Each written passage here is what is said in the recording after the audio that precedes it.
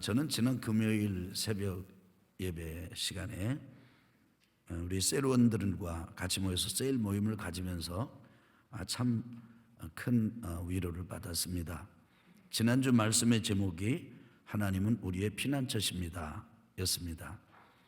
하나님께서는 여호수아를 통해서 이스라엘 백성들을 이끌고 가나안 땅에 들어가게 하시고 정복하고 땅을 분배하고, 그리고 그 다음에는 이 지파가 레위인에게 성읍을 줘서 전국에 이 레위 지파가 말씀을 가지고 하나님의 말씀으로 이스라엘 백성들을 깨우도록 이끌도록 하셨습니다. 그 중에 그 48성읍 중에서 6성읍은 도피성으로 제정해 주시고, 고의로 살인죄를 저지른 사람이 아니고 실수로 이 살인을 저지른 사람이 피해서 생명을 보존하는 장소를 마련해 주셨습니다. 참 도피성이 하나님의 은혜죠. 그래서 그 말씀을 가지고 이제 나누는데, 이 말씀을 통해서 깨달은 것이 무엇입니까? 이렇게 나누는데 우리 형제님들이 다 말씀을 나누는데 그 중에 한 형제님이 이렇게 이야기를 했습니다.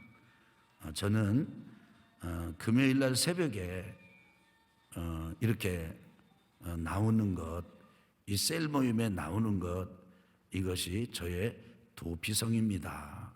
이렇게 이야기를 했습니다. 저는 그 이야기를 들으면서 너무너무 감사했습니다. 주님의 몸된 교회, 각 소그룹, 셀 영적 가족들이 모여서 지난 한 주간의 삶을 나누고 또 하나님을 예배하고 또 이렇게 받은 바 말씀을 가지고 깨달은 것, 삶에 적용하는 걸 나눌 때, 이 모임을 하나님께서 예비하신 도피성으로 경험하는 분이 있구나.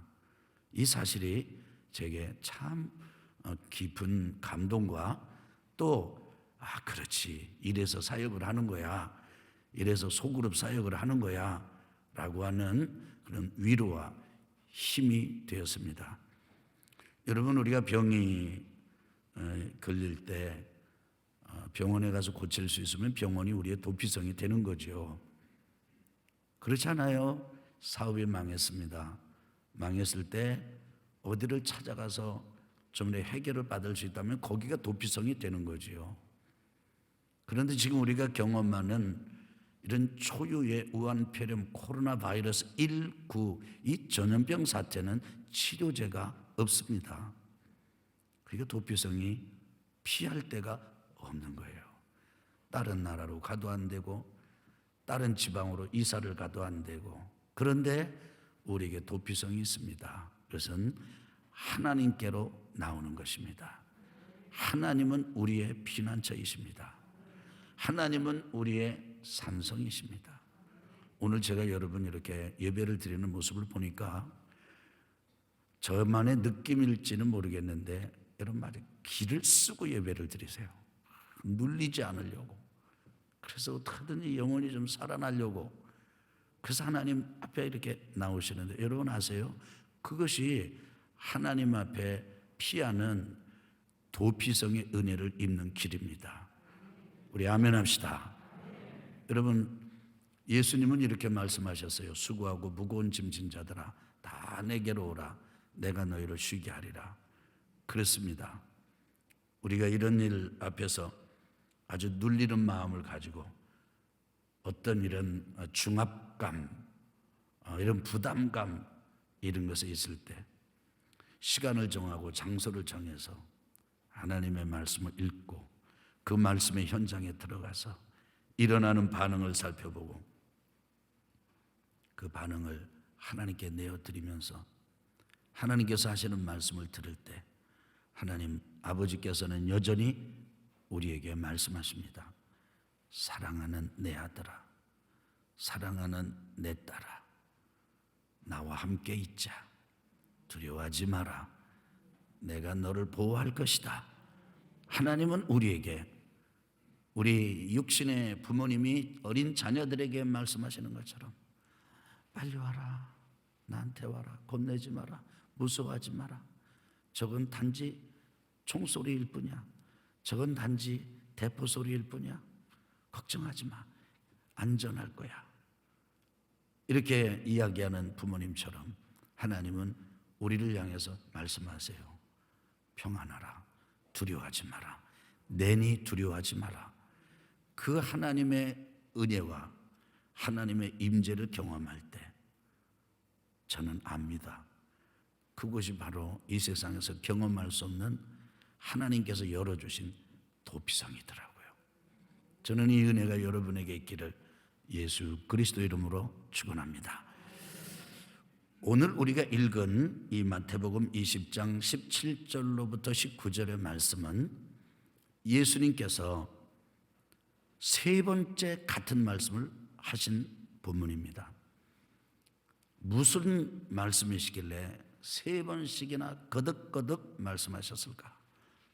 여러분 지금 마태복음 또 이 사복음서에 보면은 예수님께서 세 번 거듭 하신 말씀이 있는데 내가 예루살렘으로 간다. 어디로 가신다고요? 예루살렘으로 간다.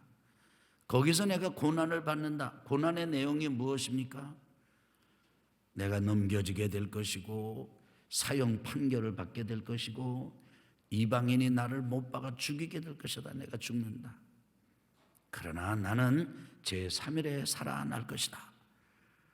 예수님께서 예루살렘에 올라가셔서 당하실 고난과 순환을 예고하시는 것을 이렇게 세 번씩이나 언급하시는 말씀이에요. 사실을 저는 예수님께서 이 사실을 제자들에게 꼭 세 번만 했으리라고는 생각하지 않습니다. 훨씬 더 많이 했을 거예요. 훨씬 더 많이 나 예루살렘 올라간다. 거기서 고난받아 죽게 될 것이다. 그러나 나는 제3일에 살아날 것이다. 많이 말씀하셨는데 왜냐하면 예수님은 제자들이 깨닫길 원하시는 것이 있었거든요. 그것이 바로 예수님의 고난의 의미입니다. 성경에는 세 번 이렇게 다 정확하게 거듭거듭 말씀하시는 것이 나오고 있습니다. 여러분 예수님께서 당하신 고난과 순환의 최고의 절정은 무엇입니까? 그것은 죽음, 십자가에서의 죽음입니다. 그런데 참 희한합니다. 그 십자가에서 사형 언도를 받고 죽은 사람이 예수님뿐만이 아닙니다. 많은 사람들이 사형 언도를 받고 십자가에서 죽었습니다. 그러나 그들을 통해서는 이런 일이 일어나지 않았습니다. 그 이후에도 일어나지 않았습니다. 그런데 예수님께서 십자가에 달려 돌아가시고 난 다음에 그때부터 그 예수님의 십자가의 죽음의 의미를 깨닫는 사람마다 살아나는 역사가 일어났습니다. 이것이 예수님의 십자가의 신비입니다. 예수님의 십자가에는요 신비가 있어요. 알듯하지만 모르고 그러나 내게는 엄청난 삶의 전환과 변환과 그리고 이렇게 생기를 주는 그런 신비가 있습니다. 십자가에는 신비가 있는데 예수님의 십자가에는 신비가 있는데 그것은 살게 하는 역사예요. 사는 은혜예요.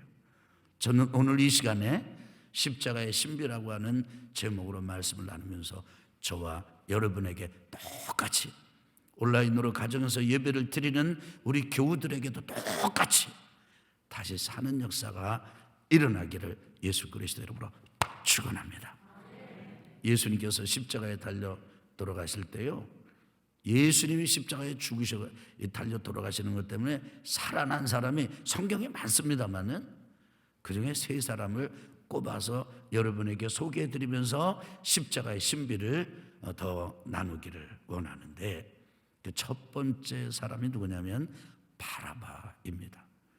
이 바라바는요 못된 죄를 저지르고 사람을 죽이고 그래서 그 예루살렘에서 죄수 범죄 중에서도 아주 그냥 유명한 사람이었습니다. 유다 총독은 빌라도는 이렇게 생각했습니다. 아무리 사람들이 못되고 아무리 사람들이 엉망이라고 할지라도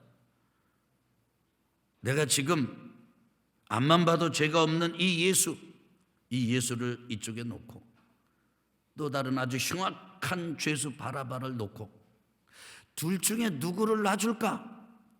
왜냐하면 절기를 맞으면 6월절 절기에 특별 사면하는, 특별히 풀어주는 제도가 있었기 때문에, 그런 관례가 있었기 때문에 이 유다 총독 빌라도는요, 그것을 계기로 바라바를 내놓고 예수님을 살리려고 했던 것이에요.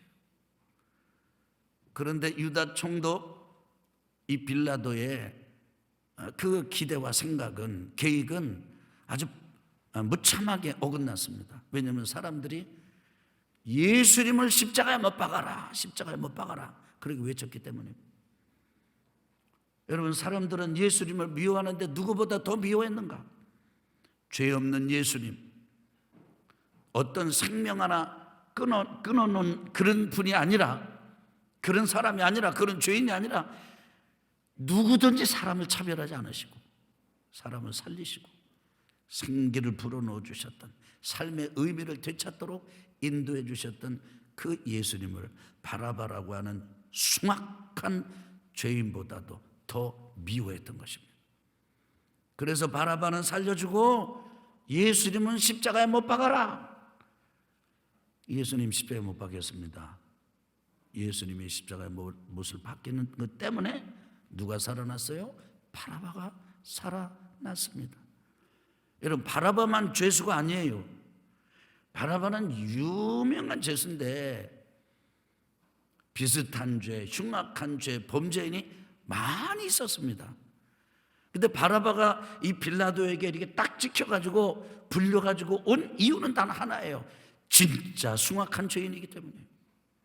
죄인 중에서도 진짜 죄인이고 아주 흉악한 죄수였기 때문에, 죄를 더 많이 지었기 때문에 이 바라바는 끌려 나왔습니다.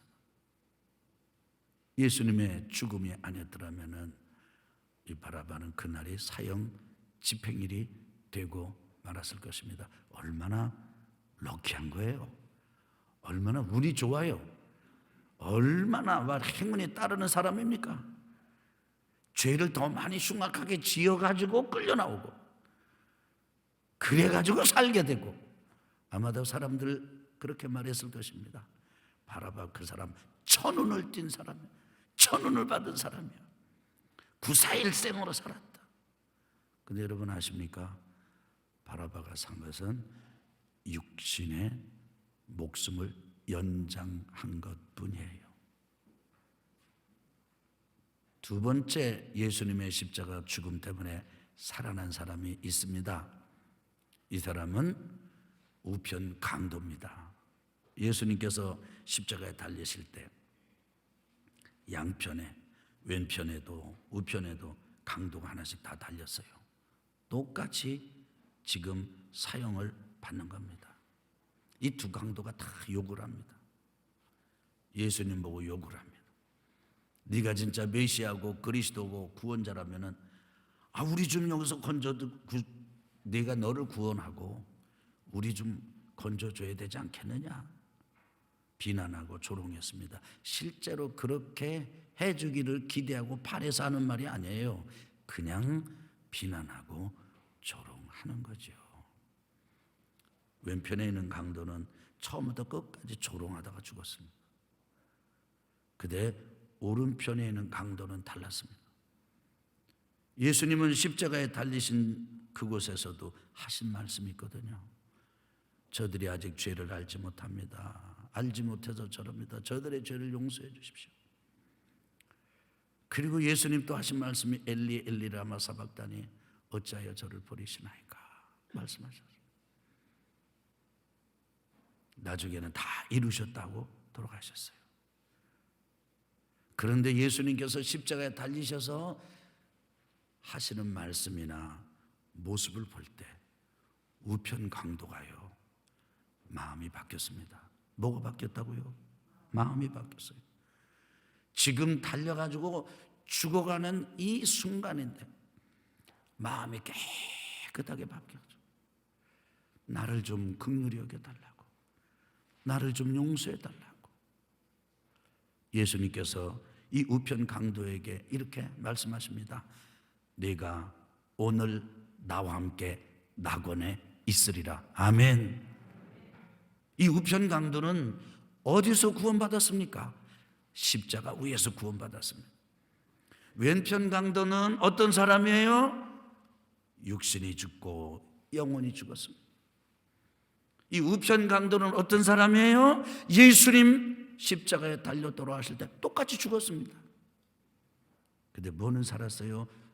영혼은 살았습니다.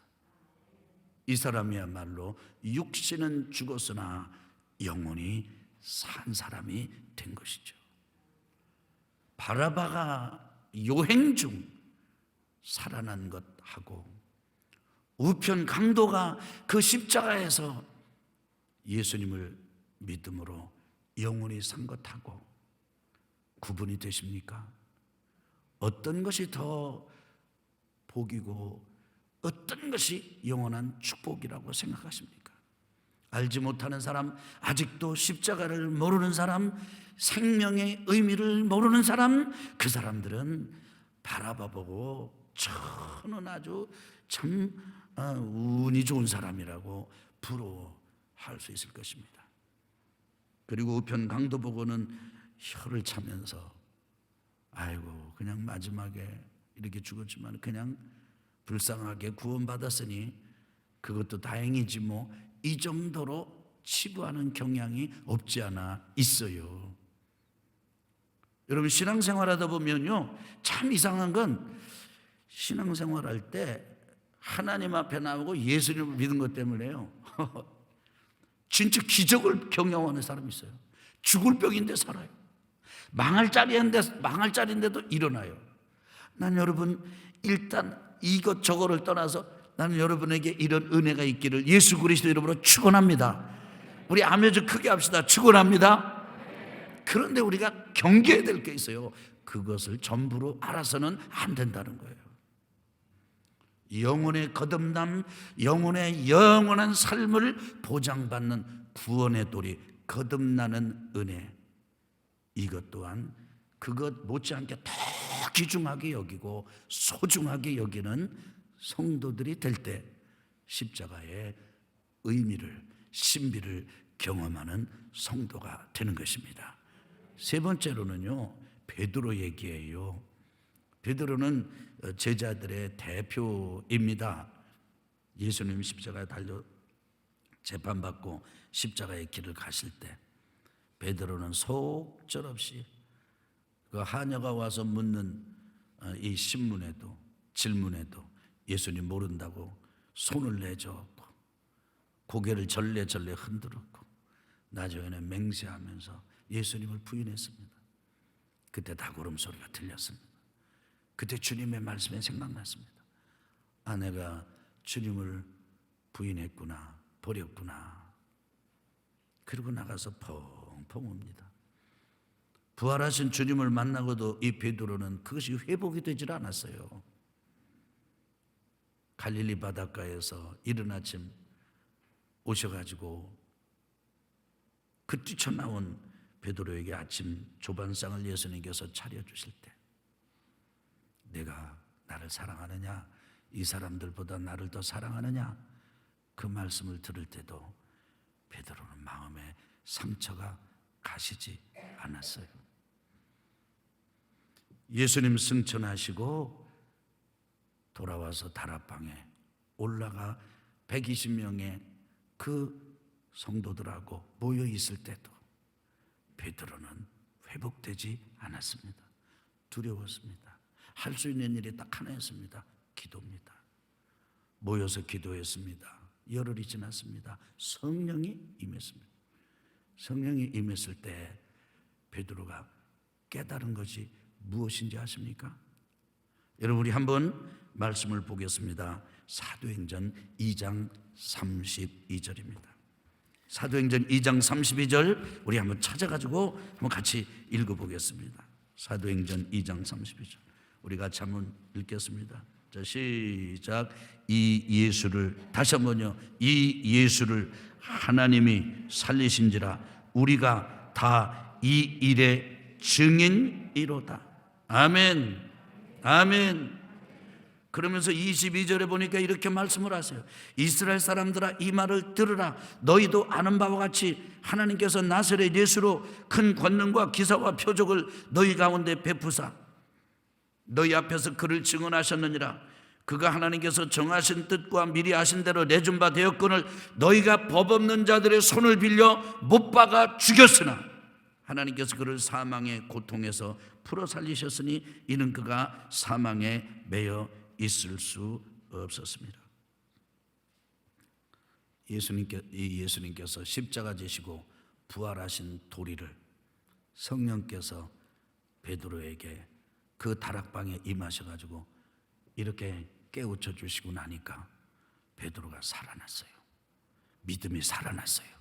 심령이 살아났어요.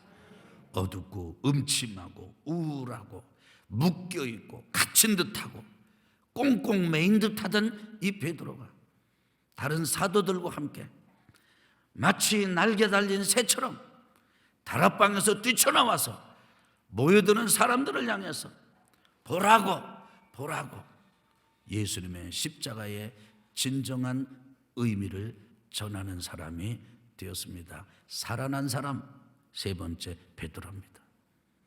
이 시간 여러분 바라바처럼 살기를 원하십니까? 아니면 우편 강도처럼 간신히 살기를 원하십니까? 저는 오늘 비록 우리가 이런 시국 속에서 이런 어려움을 겪고 있지만은 우울하고 어둡고 묶여있고 눌린 듯한 이 베드로가 성령 받고 살아나서 예수 그리스도의 십자가 때문에 살아나서 회복이 돼서 다시 뛰쳐 일어나서 예수는 그리스도라고 증언했던 증거자, 증인, 전도자가 되었던 것처럼 여러분과 제 속에 회복이 일어나기를 예수 그리스도 이름으로 축원합니다. 이게 십자가의 신비입니다. 이 십자가의 신비가 우리의 영혼 안에서 우리 가족들에게, 우리의 삶의 현장에, 우리 사업장에, 우리 일터에, 직장에, 우리 주변 사람들에게 확 퍼져나갔어. 내가 십자가에서 죽고 내가 십자가에서 다시 살아난 것처럼 예수 부활의 권능이 우리 모두를 덮고 사용하는 능력의 그리스도인이 되기를 예수 그리스도 이름으로 축원합니다. 축원합니다.